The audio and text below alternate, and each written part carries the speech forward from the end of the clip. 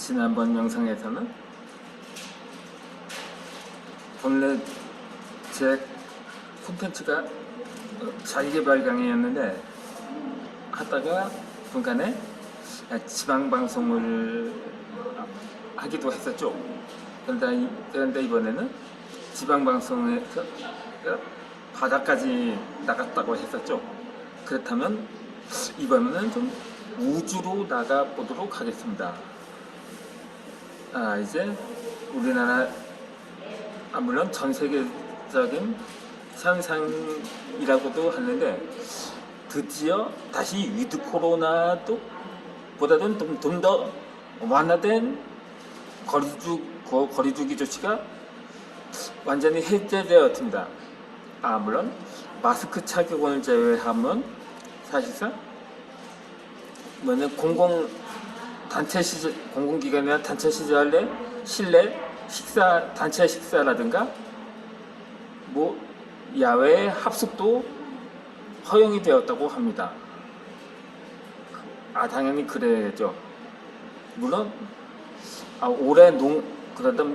올해도 모내기를 예정대로 하려고 했는데 지난 3월 한 달 동안 하루에 확진자가 수가 50만 명이 넘고 결국 완전히 풀지는 않았었는데 이제 4월이 지난 이제 5월이 되어가면서 바이러스가 다소 약화될 수 있다는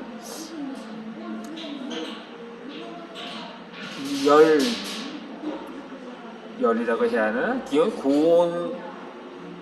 고온의 계절이 고온이라고 하겠습니다. 고온의 계절이 다가옴으로써 그러다 보니까 하루 확진자가 10만 명 아래로까지 내려왔는데 아무리 오미크론이 기존의 델타보다는 치명률은 약하다고 하더라도 그때까지 우리나라의 하루 확진자는 10,000명은 이체되지 않았었는데 이제는 10,000명 이상은 보통인 것 같습니다. 그래도 그러다 보니까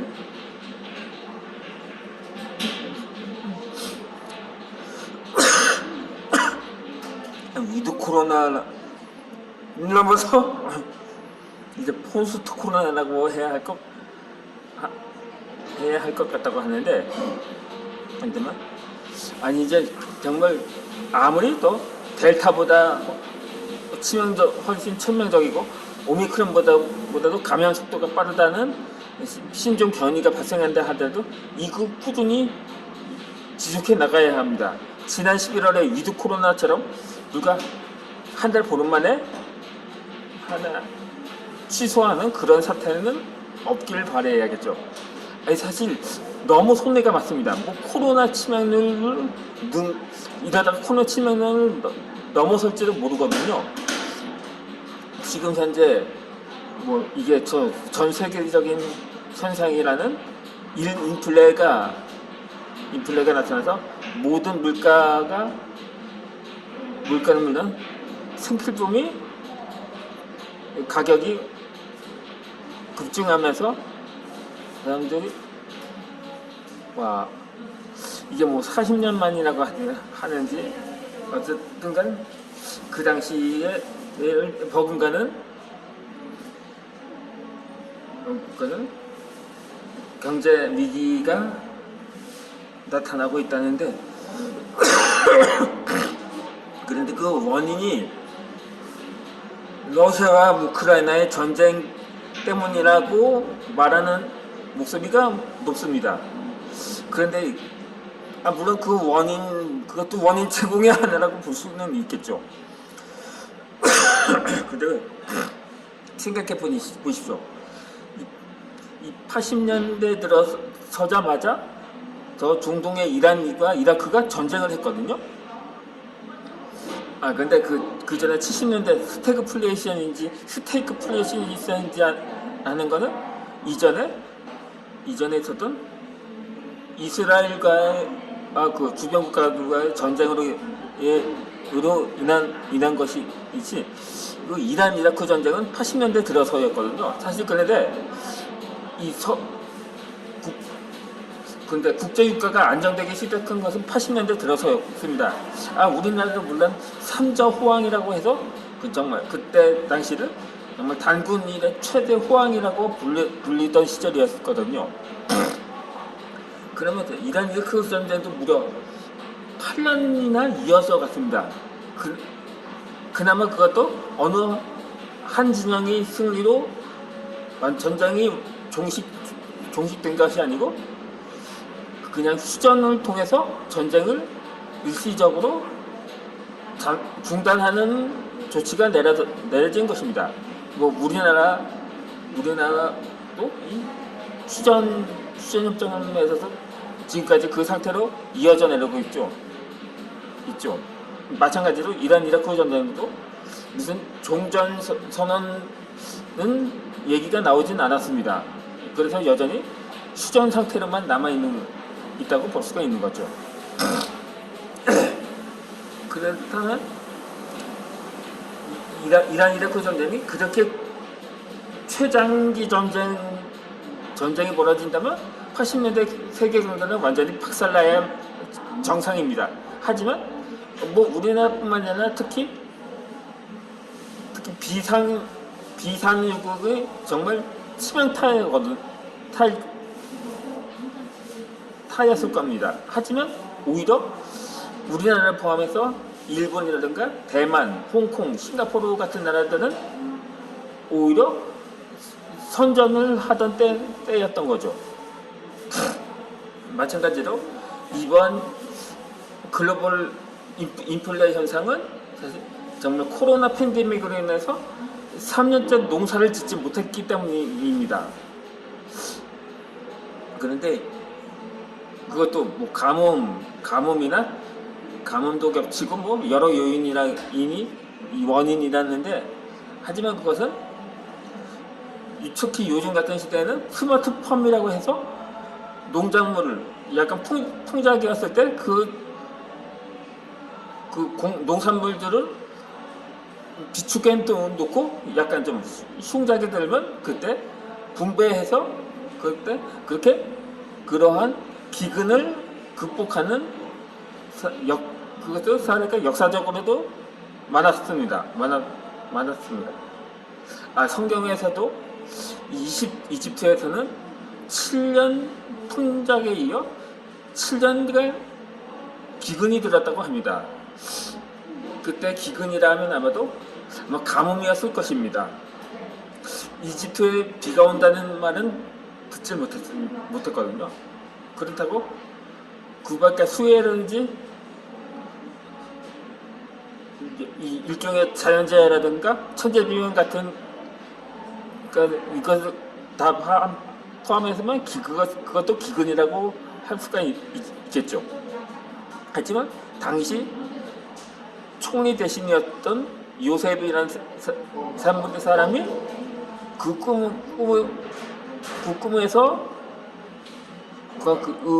그런 조짐일 징조를 나타내는 것에 앞으로 7년 동안 기근이 드니까 그동안 풍작으로 수확한 농산물들을 저장해 놓고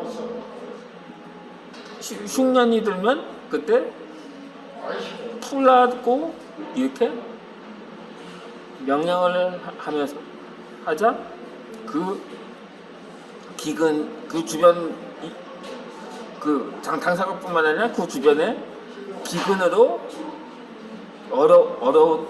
어려움에 봉착한 나라들을